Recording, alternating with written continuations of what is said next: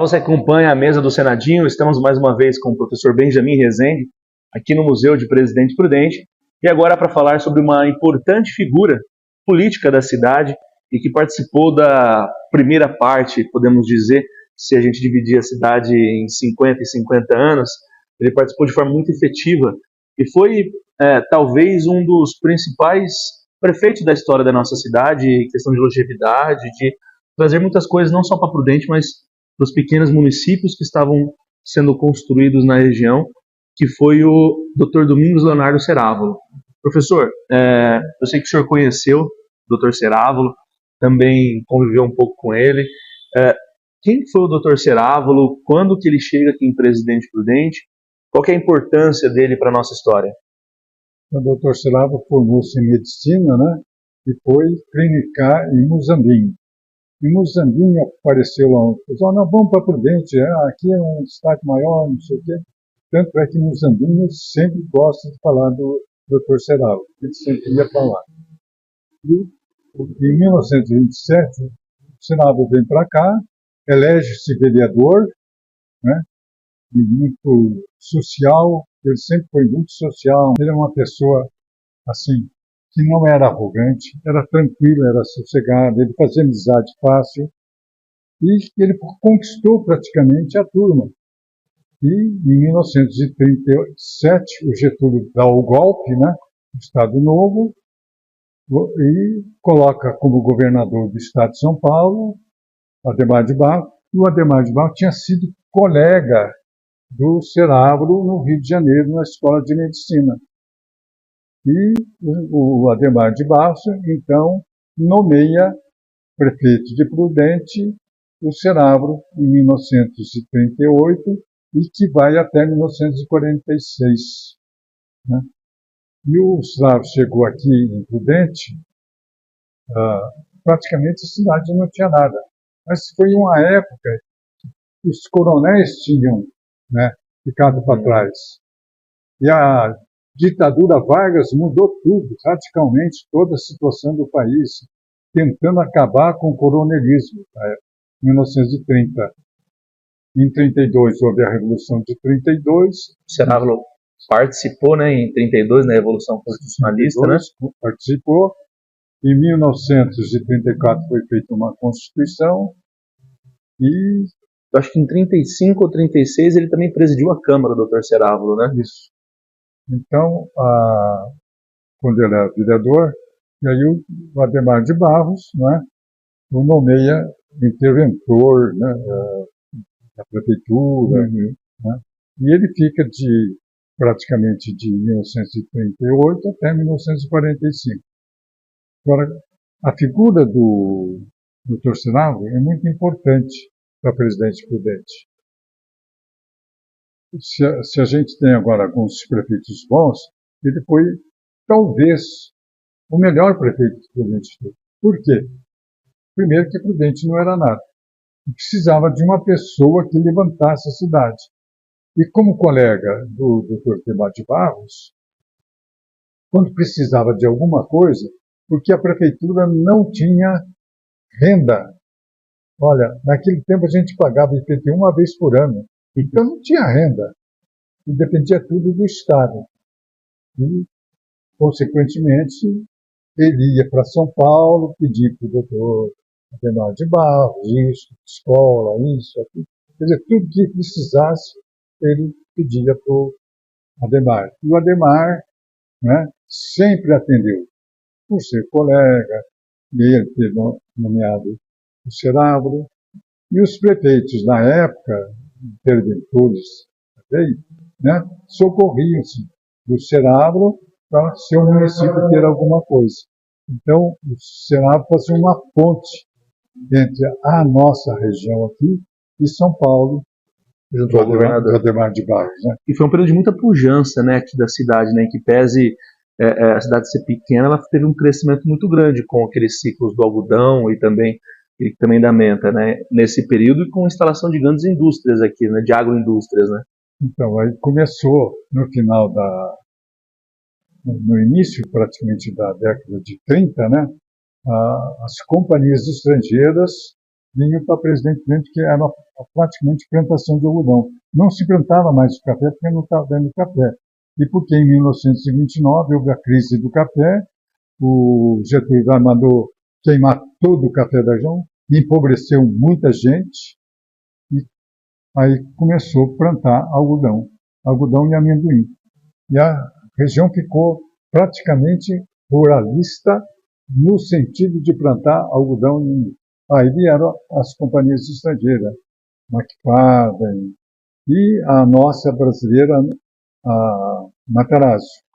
Vieram praticamente em 35, 36 e fizeram um bom movimento comercial com a plantação do algodão, porque eles faziam praticamente aqui o descaroçamento do algodão e mandavam para as outras firmas maiores deles, né, para fazer o óleo, extração do óleo e tudo mais. Isso aí deu um incremento muito grande a Presidente Prudente. Quebrou o café, mas veio o algodão. E a região inteira aqui, né, só plantava algodão. Terra boa, terra nova, né, então produzia bastante. O Serávulo, como prefeito, ele foi incrementando a cidade do que era preciso, né? Prédio para isso, para a polícia, prédio para a educação, prédio para o fórum também, né, nos anos 40. Então, ele foi criando, né, condições de trazer para o presidente uma verba para fazer essas obras, né, esses prédios. E isso foi de uma importância muito grande, porque de 1938 para 1940, aí começou o período da guerra, abafou um pouco. Mas imediatamente houve um outro surto em Presidente Prudente, que foi, em 1940, a plantação da hortelã. E servia para vender, fazer o óleo e vender para os aviões americanos. Isso aí deu muito dinheiro até 1943, 44, quando muita gente quebrou de plantar hortelã, e aí deu uma seca também, né? E a guerra estava no fim, né? Acabou perdendo. Houve até suicídios na época de pessoas que ficam endividadas, né? Mas esse período foi um período muito bom para o Presidente Prudente, porque cresceu tudo. A cidade se desenvolveu com diversos bairros, né? E prédios, né? E mais ainda em função da Revolução de 32, porque aí nós queríamos homenagear os heróis, né? Então, Tenente Nicolau Maffei, né? José Posse e outros mais, né? Foram dando o nome de ruas para eles, tirando as antigas e mudando para esses heróis da Revolução de 32. O Serávulo também participou da Revolução de 32 como médico. E ele foi com a turma do coronel Brizola, em 1932, eles saíram daqui de Prudente, pelo Estado de Ferro, foram até Ourinhos, na época, lá desembarcaram, porque iam esperar a turma do Vargas entrar em São Paulo. E, do outro lado, através de Ourinhos, né, para Salto Grande e outras cidades, né, onde havia um movimento muito grande, né, de soldados. Então, começou uma série de batalhas, né, gente a favor da Revolução de 32 e muita gente contra os Vargas. Mas a Revolução de 32, praticamente, ela se deu na cidade de Cruzeiro, que era divisa do estado do Rio com São Paulo e Minas. Então, ali foi o foco maior da Revolução de 32. Na época da Revolução de 32, São Paulo tinha 20 mil soldados e o Vargas 100 mil. Então era desproporcional. Não deu para... E eu fiquei conhecendo a Revolução de 32 por uma razão muito simples. Em 1954, eu era estudante do curso clássico no IE Fernando Costa. E o professor Vladimir me perguntou, ela falou assim, bem, você é do clássico, você vai fazer uma palestra sobre a Revolução de 32. Meu Deus, eu me esfriei, eu não sabia nada. Falei, professor, eu não sei nada. Assim, vai à prefeitura, conversa com o prefeito nosso foi um revolucionário de 32, bate um papo. Isso era, só para a gente fazer um parênteses, professor, só para a gente fazer uma linha temporal para quem está assistindo a gente. O senhor falou que isso já era 54, né? Isso quando o senhor era aluno, estudante, quando o senhor conheceu, já era 54, 1954, né? Quando o senhor conheceu o Cerávulo. Não, eu já conhecia o Cerávulo. Então, quando o senhor foi conversar com ele sobre a Revolução, 32. Isso já era 54, certo? 54. E ele era prefeito. Então, só para a gente poder esclarecer, né, para as pessoas, ele foi prefeito durante o período do Estado Novo, indicado por que conhecia o Adhemar de Barros, a 46, mas depois ele foi eleito pelo voto direto. Em 50 ele foi eleito novamente prefeito do Prudente. E aí o senhor já conhecia ele e foi conversar para poder aprender sobre a Revolução. 32. Chegando lá, né, eu humildemente, né, falei com a secretária, gostaria de conversar com o doutor Cerávulo, né, porque me indicaram que ele pertenceu à Revolução de 32. Falei com a secretária foi lá, falou, de repente o Cerávulo simplesmente sai da sala, senta do meu lado e começa a contar toda a história da Revolução de 32. O que ele fez, o que os colegas fizeram, o que alguns morreram, tudo você contou toda a história para mim, que me deu chance de eu conhecer a Revolução de 32. E foi ótimo para mim, porque é um caso que é difícil de contar, mas é história, né? Eu fiquei sabendo da história de Prudente no terceiro ano do curso clássico, 1954. Em 1955, eu passei na Faculdade de Direito do Largo de São Francisco e fiz amizade com o presidente do diretório da USP, né? Que era um amigo de um colega meu, e a gente começou a bater papo, a gente ia para o refeitório, batia papo, conversando. E um dia ele perguntou de onde que eu era, porque eu era presidente Prudente e tal, né?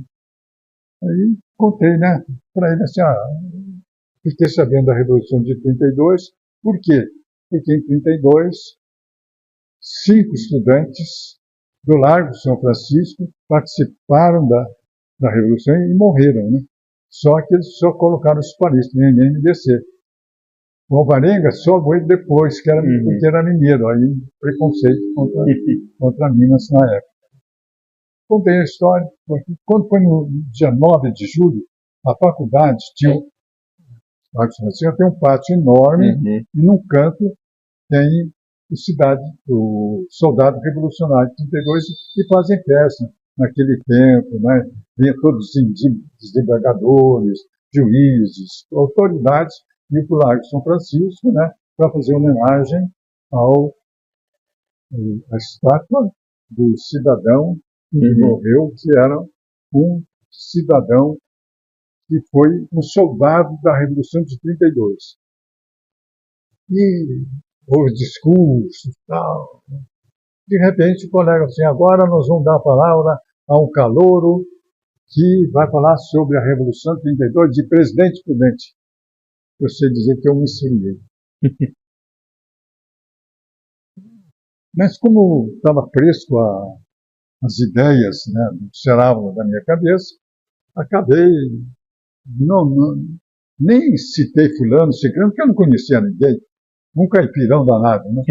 Mas comecei a falar sobre a Revolução de 32, né, do coronel Brizola, vamos dizer, da Praça 9 de Julho, que fez praticamente 1.200 soldados da região, dali pegou, foi para Ourinhos, de Ourinhos Salto Grande, para outras cidades e tal, o que aconteceu. Eu sei dizer que todo mundo me aplaudiu. Quando foi no final, alguns historiadores queriam saber dessa história, que não conheciam. Então, eu praticamente informei a eles da Revolução de 32 e do coronel Brizola. Apenas um parênteses, né, para contar essa história. Quando eu terminei o curso de Direito que eu vim para Prudente, eu fui indicado como advogado lá da penitenciária de Venceslau. Era prefeito do Dr. Herbela. O Herbela tinha sido meu contemporâneo no INE. Eu disse, vou apresentar o Coronel Brizola apresentou e tal. Aí eu contei essa história. O Coronel Brizola ficou, nossa, se falou na São Caetano com aquelas autoridades e tal, né? Ele levou meu nome, ficamos grandes amigos, né? Do Coronel Brizola. Mas voltando a 1934, foi praticamente uma época difícil no Brasil inteiro, né? Porque nova Constituição, o mando de Getúlio Vargas, né? A situação difícil que o país estava atravessando e que o Vargas, para contornar a situação, fez uma nova Constituição de 1974, mais liberal, mas ficou ali uma situação difícil para todo mundo. Quem não tinha sido Vargas ficou de escanteio. Inclusive São Paulo, as autoridades de São Paulo, né? Por isso a Revolução de 32 e as consequências disso aí. Quando foi em 1937, o Plínio Salgado faz um movimento idôneo dos integralistas, camisas verdes, né? Vão para o Rio de Janeiro e tal. Aí o Getúlio deu o golpe na hora certa, né? Prendeu o Plínio, era integralista, e o país ficou numa ditadura ferrenha. 1937 até 1945. Esse período para Prudente foi muito bom, porque quando o Serávulo fez toda uma planta de presidente Prudente, ele fez assim, dentro dos 4 pontos de Prudente, aonde era um prédio, onde era outro, uma posição pública, tudo isso aí foi muito bom.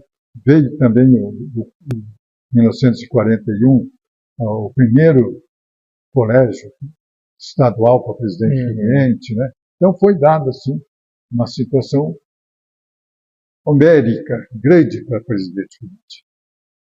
Em 1932, com a Revolução, Prudente também ganhou nome, porque toda a região aqui veio para cá, né? Todo mundo se candidatou a ser soldado constitucionalista em 1932. Terminada a Revolução, que foi um fracasso para São Paulo, né? Os soldados voltaram murchos. Perdemos. Mas aí, já no final de 32, 33, 34, né? E o Serávulo, como prefeito, ele apaziguava todo mundo, né? Ajeitava, acomodava, né? A situação. E Prudente, com a vinda das empresas algodoeiras, deu um incremento comercial muito grande para a região. Esse incremento fez com que a cidade se desenvolvesse mais. E com a criação do IE Fernando Costa, né? Primeiro como ginásio, depois como colégio, depois curso normal, depois o científico e clássico, né? Toda a redondeza vinha fazer o colegial aqui em Prudente. Então, isso, a estação da Estrada de Ferro, né, trazia os estudantes para Presidente Prudente, de manhã e à tardezinha à noite, às 6 horas. Então, isso incrementou muito a cidade. E o progresso comercial foi muito grande também. Melhorou muito. Quando, no começo da década, fim da década de 40, 48, aí o Serávulo tinha perdido a hegemonia na cidade, que era a Estado democrático, então foi eleito aqui o Pedro Furquim. O Pedro Furquim teve uma sorte muito grande que 38, 49, 41, 40, a cidade se expandiu extraordinariamente. Quando chega 1945, Prudente era uma outra cidade, completamente diferente. Fim da Segunda Guerra Mundial, né? Muita indústria veio para Prudente, muito comércio, grandes casas comerciais vieram para Prudente, a cidade se estabilizou perante toda a região aqui. E ficou praticamente Prudente no centro e todas as outras cidades ao redor. As outras cidades não cresceram e Prudente se desenvolveu muito bem. Isso e até 1948, 50, 52, né? Depois o Serravo volta ao poder em 1951 e fica até 55, quando é eleito Sandoval. E o Cerávulo depois ele ainda se torna deputado também, né, professor? Apesar de ele ter feito aquele trabalho, entre aspas, de deputado durante o período do Estado Novo, depois ele também é eleito deputado, então, né? ele fica prefeito de 51 a 55, né? E ficou aquela dupla de Prudente, Serravo e Sandoval, né? Eles comandavam praticamente a cidade. E a região inteira dependia praticamente de presidente Prudente, tudo, principalmente ensino e saúde.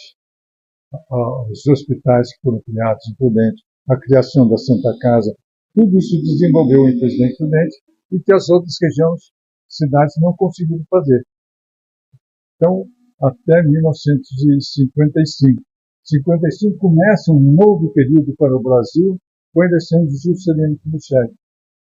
E aí o Serravo, logo depois, ele torna-se deputado estadual na década de 60 e Prudente se notabilizou e cresceu em função do Dr. Domingos Leonardo Serravo. Ele terminou o mandato na década de 70, né? Veio para Prudente, mas aí ele montou o consultório, mas praticamente só os antigos que iam procurá-lo.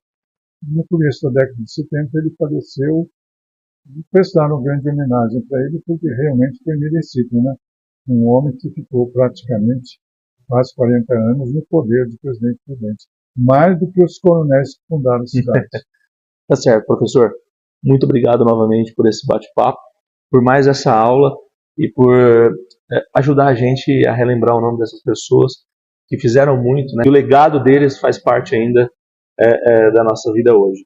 Você que acompanha a mesa do Senadinho, continue também vendo as ações da Câmara Municipal nas redes sociais e também no site oficial do Parlamento Prudentino, câmarapeprudente.sp.gov.br. Até a próxima.